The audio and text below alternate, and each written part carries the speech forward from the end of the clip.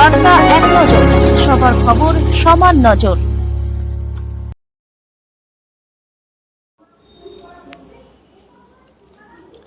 হুগলি জেলার শ্রীরামপুর, চুঁচুড়া, বলাগড় সহ একাধিক জায়গায় বিগ বাজেটের পুজো হয়। তার মধ্যে হলো কেওটা নবীন সংঘ। এই পুজো এবছর ৫৩তম বর্ষে পদার্পণ করেছে। এবারে তাদের থিম রঙের হাট। বিভিন্ন জিনিস দিয়ে তৈরি করা হয়েছে। এখানকার মণ্ডপের সঙ্গে মানানসই প্রতিমা। নবমীর সন্ধ্যায় বিভিন্ন পুজো মণ্ডপে মানুষের ভিড় চোখে পড়ল।